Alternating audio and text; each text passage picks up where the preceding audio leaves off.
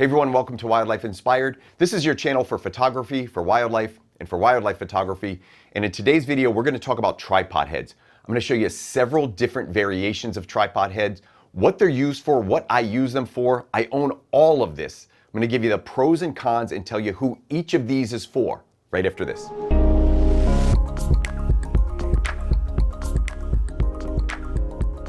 Now, over the years, I've accumulated a lot of gear, and one of the things I've accumulated are tripod heads. In today's video, I thought it would be interesting to take a look at each of the different types of heads that I own and how I use them. In this video, I'm going to give you the pros and cons for each style of tripod head and really tell you the best applications for each. I've even got a couple twists and some different things in here, so make sure you stay tuned to the end because I've got a lot to cover. But I'm going to do so pretty quickly, and we're going to start with the most common tripod head, and that's the ball head. Now, over on the tripod that I've got set up here, I've actually got a ball head. I'm going to tell you a little bit about this tripod because you're going to see it in the whole video. This is the Leofoto 403. It's a tripod that I actually gave them specifications for and asked them if they could try to make something similar. This is my go-to tripod, and I really, really like it. Now, this video is not going to be about tripods, but since you're going to see it placed in the video, I'll put a link down below, and if you're interested in that, please check out Leofoto and check out that 403 tripod, which is my go-to tripod. You're going to see a ball head on this, and I'm going to talk a little bit about the pros and cons of a ball head. But this is your Swiss Army knife. The ball head really can do almost everything, but it doesn't necessarily do everything really, really, really well. The one unique factor, and I've got a smaller ball head here that I'm going to show you. The one unique factor to a ball head is it allows the head to be tilted at any angle, so it's variable. If I unlock this head and start to move this ball around, and you can see it's just a ball and socket that's going to get moved around. I can tilt it up and down, but I can also move it side to side. So it's got 3 axes, and I can put it in any location. For that reason, this is highly variable. It gives me the most amount of flexibility. But the strength of a ball head is also its weakness. I'm going to show you over here on this setup that I've got, and this is a Robus ball head. I'll put a link down there, and I'll put a picture over here on the side just to show you which one this actually is. This was given to me by B&H Photo. Those are my partners. And some of this material, most of this material, I either purchased directly from Leofoto or was given by Leofoto, or I purchased through B&H. One of my other partners here, Pro Media Gear, we'll talk about some of that stuff in just a minute. This has 2 features. So it's got a panning feature. So you can see, independent of the ball head, almost all ball heads have a panning feature. And this works really, really nice. Most of the action on these is pretty smooth. The unique thing about this is its ability, again, to get into any position. So while I can move this, and I just got to be careful, you can already see the weakness of this, by the way. I've got my long lens on here. Now, this video is for anybody. You don't have to be a wildlife photographer, but since a lot of my audience follows wildlife or shoots wildlife, I put the largest lens that I have on here so you can kind of see where these opportunities arise pretty quickly. I can't take my hands off of it. I mean, if there's just the perfect amount, I got to be careful here. By the way, I broke one of my lenses 2 weeks ago, so I have an extra sense of caution now. But you can see if I let this go, it's just going to fall. And in fact, it could fall so violently that the tripod may go with it. So very, very careful when using these ball heads. But a couple of things. Again, it's variable angle, so I can actually tilt it on a different axis, not just pan and tilt, but I can tilt it sideways. And when locking it in, and I'll use the lock knob here, I can do so, and generally speaking, it will hold very, very well. Now, with any of these, make sure I got this locked, with any of these, the quality of the equipment is going to matter. I'm going to try to give you an idea, though, of which equipment it matters more to. With ball heads, they are a simple design. I would recommend that every photographer has a ball head. It is not great for all applications, but it is exceptional for macro photography, portrait photography, and landscape photography. It can be used for wildlife photography, but that is not its best use. Worst case for this one, if I'm doing a pros and cons list, is video. Video, this would be my absolute last resort. And the reason is because as I want to track smoothly, the panning really isn't a problem. You can see this pan's pretty smooth, but that tilting is going to create a huge problem when it's loose, and I want to get a steady image. So with ball heads, this is not where I would spend all of my money unless I really used this, and this was my #1 go-to, and I didn't need any of these other ball heads or any of these other gimbals or tripod heads involved. Some of the things I have found over the years. This one, I'm gonna hide the brand from you. I don't know if you can see it on this shot down here. The bottom of this has a little rust. If I turn it over, you might be able to see it here. Maybe you'll see it right there. It's got rust. And when I talk about where to spend money, while you don't want to invest necessarily a ton of money on a ball head because they generally do the same thing, quality can matter and components can matter. So while they all have a very similar design, the amount of friction involved, how smooth it is, and some of those parts can come into play. So this one brand that I'm hiding from you, it actually rusted out, which tells me that those steel components are not high quality steel. With ball heads, there are a couple things to think about with size as well. This is a 38 millimeter ball head, this one by Leo Photo. Oftentimes, the size of the ball is shown by the description of the product. So this is the product XB38, indicating that the ball head diameter is 38 millimeters. This is a Robus 1050, the 50 indicating that it's a 50 millimeter ball head. You can see quite a difference. This looks very small in comparison. In fact, I would not be comfortable putting it on a large equipment on a smaller ball head like this. For wildlife, for these heavier lenses, I like 50 plus millimeters. So as a guideline, if you've got a heavier setup, 50 plus millimeters, a common range is 30 to 60, 30 being on the lighter side. Fine for landscape photography, by the way. You don't have to spend a ton of money on ball heads if you have a lighter setup. A light wildlife setup, maybe 40 millimeters. A heavier setup, 50, 60 millimeters seems appropriate. So I want to show you one more thing before I take this off because I'm going to switch it. But I told you I'd try to show you a couple of interesting or different things. If I was a wildlife shooter, instead of this configuration, almost every ball head is going to have a 90-degree notch. So I'm going to flip this on its side very carefully, and I'm going to rotate my lens this way. And now you can see this doesn't flop anymore. It's actually held in position. And if I have it balanced, it will stay there. So for long lenses, this setup can actually work pretty well. It is not going to be as smooth as what I'm about to show you next. So I'm going to show you a gimbal head next. This is not a true gimbal head. One of the disadvantages of this is while it can be used to pan and tilt smoother, it's still not going to be great for video. And as I rotate this camera around, notice the center, the axis is over here. I'm going to put my head down here and just simulate. As I rotate it, notice where my head has to go to follow it around. I have to really move my head around. If I was doing birds in flight as a wildlife photographer, I could use this setup. It's not going to be ideal, but I could. Much better than the other position it was in before. If I was doing low profile work or low perspective work and I was down on the ground and I dropped this, the advantage is I can get the lens really, really, really low. However, I can only rotate it a little bit before I start to have to move. For me, I'm thinking like ducks where I want to be really, really still and I'm photographing waterfowl. This setup could work, but it's also going to be, it's not going to be advantageous in the fact that I have to move around it. So spend a little bit more time on ball heads because this is really one of those key features. I think everybody should own a ball head at some point. I'm going to take this off. I'm going to cut the video. I'm going to show you the next one, but really look into these ball heads. They are, again, they're the jack of all trades, but they have some really strong disadvantages. All right, next up, gimbals. Now the next setup I want to talk about is the gimbal head. And for my wildlife photography friends, this has been the setup for decades. There are several gimbals made, dozens and dozens of companies make these. I've done actually a lot of gimbal reviews, so you can check out my channel for some of the gimbal reviews I've done in the past. This is my gimbal. This is made by Pro Media Gear. I do want to send them a shout out because they are a really nice company to work for. They don't give me gear, they just give me a discount on purchases as an affiliate of theirs, and they have offered me some gear in the past as well. They are made in the US, and this is my USA affiliate. If I'm going to order gear made by a US company, this is generally the company that I like to work with. So I'll give a quick shout out to Pro Media Gear. If you guys have any experience with them, I promise you it'll be positive comments down at the bottom because they just make great gear. This is called the Katana Junior. This is a lighter weight. So the weight range on gimbals typically is from about 2.5 to 3.5 pounds. They can get up to 6 or 7 pounds. There are some that are really, really, really heavy.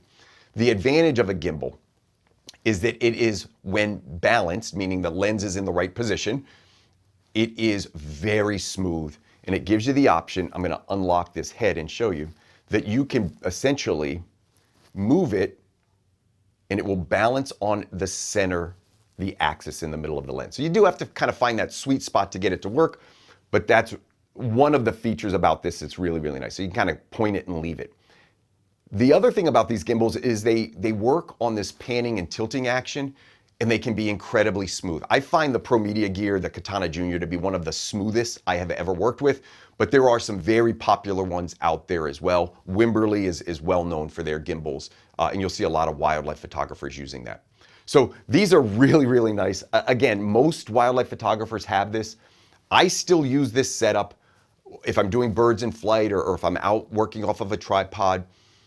It is not the best setup for video. So while it is sturdy and smooth, it isn't variable like a ball head. I can't get it into every position, and it's not necessarily the best for video. I'm gonna show you what's the best option for video in just a minute. But if you're only doing still images, if you're doing wildlife, especially if you're doing birds in flight, you know, the classic gimbal is one of the best options still out there. But I do want to show you a better option for video, and that's the fluid head. Now I went ahead and put the fluid head on here, but I did want to talk about one other style of gimbal. The one I showed you had a cradle arm. This one is a side mount gimbal. So this particular style of gimbal will only have this side mount. This is a foldable gimbal, and there's a few companies making this now. This one's by Leofoto. There's another company, Benro, that makes one. This one was given to me, and I'm gonna be honest with you, I did not do a review on this because I found it to be too tight. And if I don't endorse a product, if I really don't believe in a product, even if the company sends it to me, I don't sign any contracts with companies that say I am forced to make a video if you send me the product. My deal is always, if I like the product, I'm happy to make the video. If I don't, I'll send you feedback on what I don't like about it. This one I didn't particularly love because this tilt was a little bit too stiff for me, so I did not go ahead and make a video about this one. However, I want to show you this. I was really excited because this is a super well-made product, and it folds down, and that's your travel. It does also come with a cradle arm, and you'll see that while this is its side mount position, it comes with a separate cradle arm that can be put onto that Arca plate, and you can use it as a traditional cradled gimbal. I want to mention this because, again, if you're traveling, I've got a couple travel options out there, but these foldable gimbals work really, really well. I did a video on the Benro. I have clients that use the Benro. I'm actually pretty happy with that. It's lightweight, it's small, it's compact, does everything it's supposed to do. It really is a nice travel option. So while there are several styles of gimbal out there, I did want to show you this foldable gimbal because I've seen it out on the market. I own it. I wanted to give you my personal experience with it. I find it to be really, really good for travel, especially that Benro I liked a little bit more than this particularly a photo, but that's up to you to decide which one you're gonna look at if you're interested in these folding ones. But they're actually quite sturdy. I was surprised at how rock solid that was for a gimbal that actually collapses. All right, let's get into this fluid head. Now, I'm not a videographer, but over the years, I have started to do a little bit more video. And I wanted something that was smoother than the gimbals that I was traditionally using for still photography. And I was a little reluctant to go to a fluid head. I wasn't sure I was gonna like it, but I gotta tell you, this is now my go-to head. I didn't spend a ton of money on these. You know, all of these gimbals and all of these ball heads, they can range in the hundreds of dollars up to the thousands. And I wasn't gonna spend $1,000 or $2,000 on a product I wasn't sure I was gonna love and use all the time. This one cost me closer to $400. And I've made a video about this one. This is by Leofoto. It's the BV20K. There's some features about this, and I'm not going to get into the whole thing, some features I really, really like. But what's important for me is it support a heavy lens? So I'm going to put that on here, but essentially it works in a panning and tilting configuration with a counterbalance. I always explain counterbalance is like springs that are pulling it back into place. If it's counterbalanced correctly, it might hold its position, Probably not as well as a gimbal, but it will hold its position a little bit. So you may have to fiddle around with it. So I'm going to put my counterbalance on, and you'll see that when I put it up, it's going to want to go back into its neutral position, which means I might need to add more counterbalance. And the nice thing about this is it does have different options of counterbalance, and it does have different options of tension. So I can continue to play around with that. But unlike a gimbal, it's never going to be perfect. You see how it always wants to return? So it's extremely smooth. So I can do this for photography. Recently I did birds in flight. I'll show you an image I captured with this exact setup. It's really, really smooth. It tracks really, really well. Range of motion is pretty good, right? Like I can get a pretty good range of motion on this. And it's always going to feel really, really, really smooth. If I lower this counterbalance, it's going to get a little bit tougher to hold its position. You can see now it's actually going to start flopping. So you do want a fluid head that's got counterbalance. You want to make sure it's appropriate for your lens. So if you've got a really heavy lens, you may need a stronger counterbalance, but you're going to want to play around until you get it just right. And you can see, unlike that gimbal, it generally wants to return to position until you can get it just perfect. You can see it's pretty close, but it always wants to return. You can, by the way, find fluid heads much more expensive that have a really sophisticated counterbalance system. They would call it like a variable counterbalance or a lot of options, and you can dial it in just perfect. This is as close as I can get it to wanting to stay in one position, but it still wants to creep a little bit. Like it's always going to want to creep. You can see it there just a little bit. So it does have lockouts. So if I needed to lock it out, it's done. It's not going to creep anymore. But without those lockouts, it's not going to necessarily always stay in one position. This is my fluid head. I have no problems with this particular fluid head. I've really enjoyed this. I will say if you're an outdoor photographer, a wildlife photographer, some of these fluid heads can be a little bit more sensitive to cold and heat. I think this one's a little sensitive to cold and heat. I wouldn't recommend this particular one if you are in extreme environments all the time. But for the average wildlife photographer, I think this is just an outstanding value. And it does counterbalance really, really, really well with this lens, and it supports it absolutely no problem. All right, so this is your fluid head. What is it good for? It's good for everything. There's really not much this thing won't do. What it's not great for me, is traveling. It's a little bit more cumbersome, and it can be heavier. So this particular fluid head, it's going to come in a couple pounds heavier than most of my other setups. So these fluid heads typically are the heaviest head that you're going to get for your tripod, but they're extremely versatile, very, very smooth, by far the best for shooting video, and they do still images just fine. It's not going to be variable action. So again, just panning and tilting. If you need that variable action, the ball head is still going to be your best option for that. Now, those are the three main styles of tripod heads that you're going to find out on the market. However, I told you at the beginning of the video, I'm going to give you a few other options in here. So stay tuned. I'm going to show you a few other configurations, some things you may not see as often out in the field, but they're tripod heads and they work, and I own them, and I'm going to show them to you right now. Now, we have talked about ball heads and gimbals and fluid heads, but I told you I'd show you a couple other configurations. And the next one I want to show you is actually called a side mount gimbal. Now there are several companies that make these. This is an older version of a Tomahawk made by Pro Media Gear. This is a really beefy unit.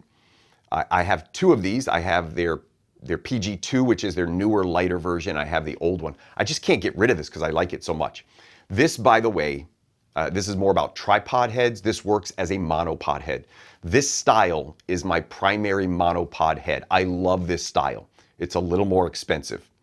What you can do with this, though, is I'm going to change the configuration on my ball head.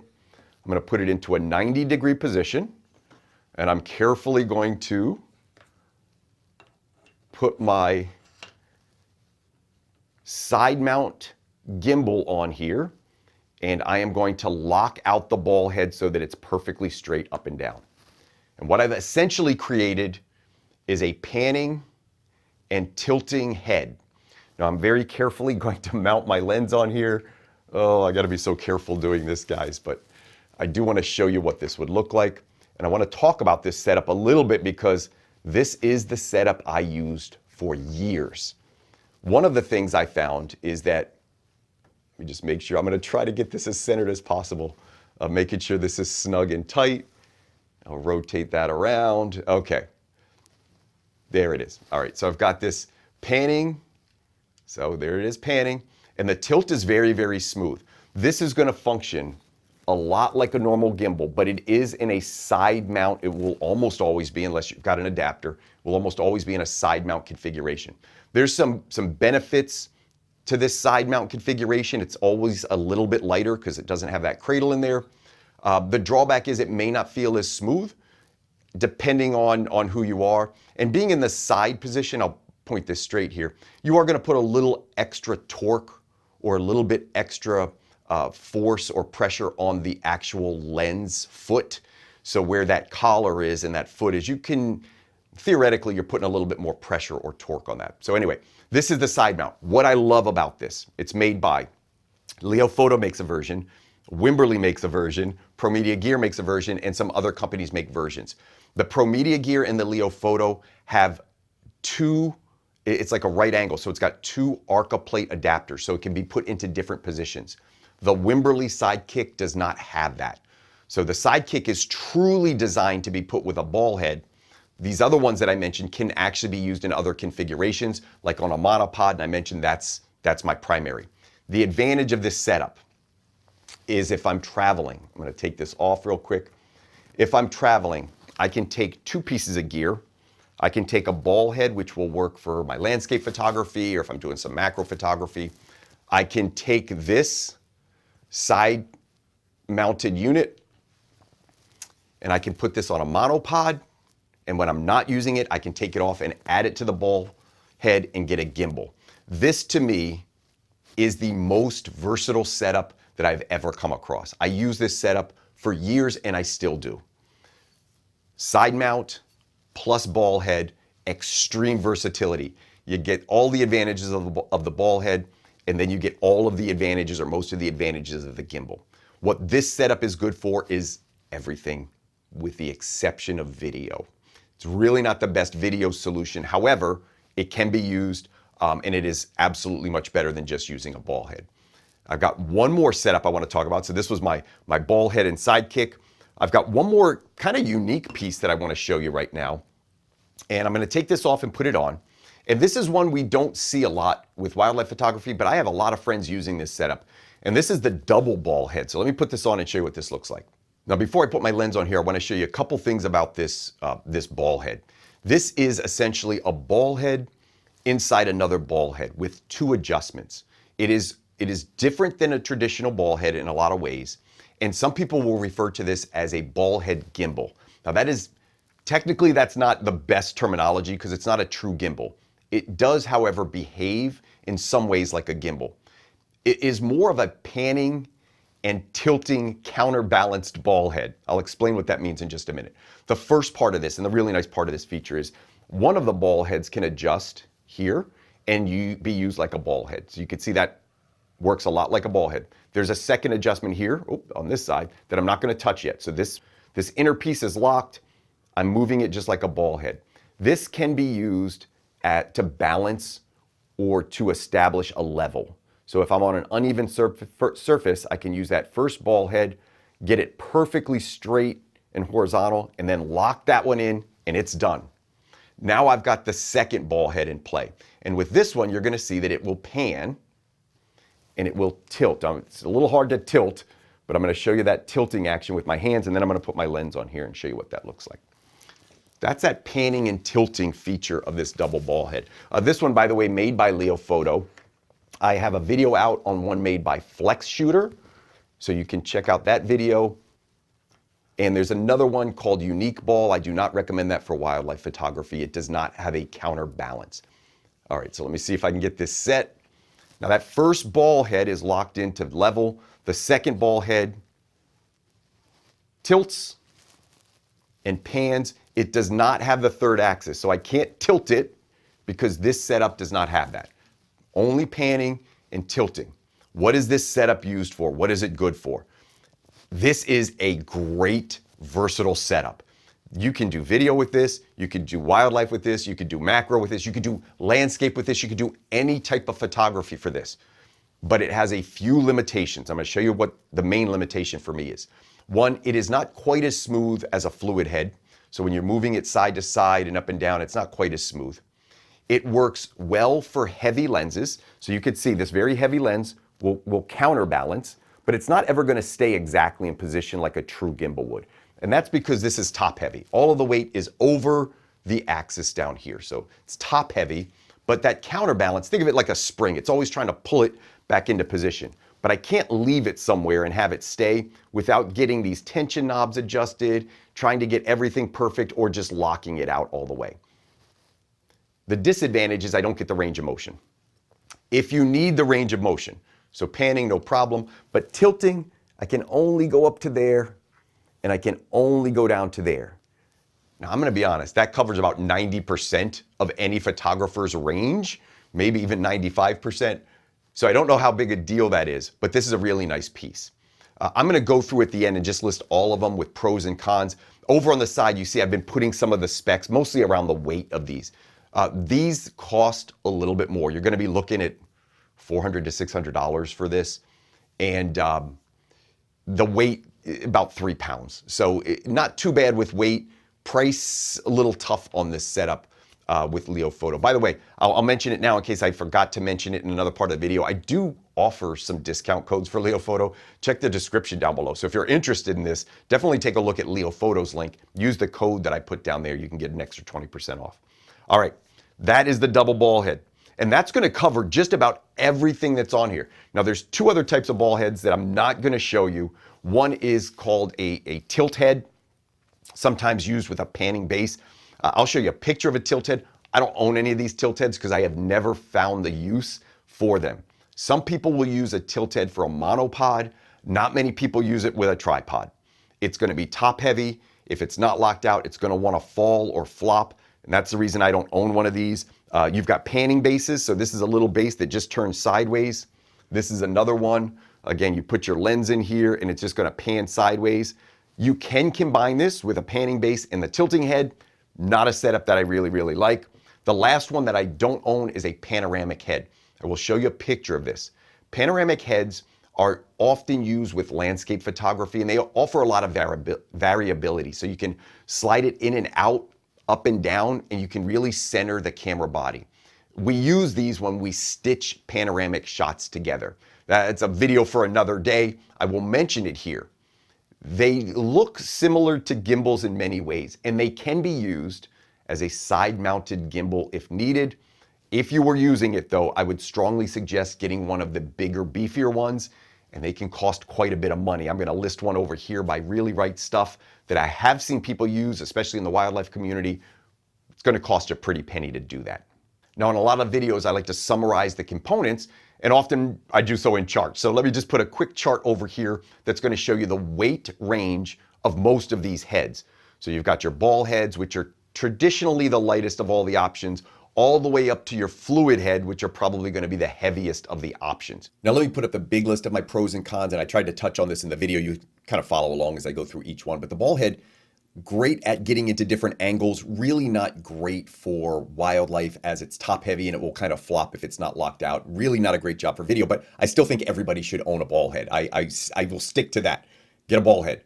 The gimbal, very smooth, very sturdy. It just doesn't get into all of the angles, so for some applications it may not be the best option, but for wildlife it really has been a go-to and there's a reason for it. It's just tried and true and it works great, especially for birds in flight. Fluid heads, super smooth. That's probably the biggest advantage of the fluid head. It will give you a little resistance. It can be a little heavier. It can get very expensive in that process.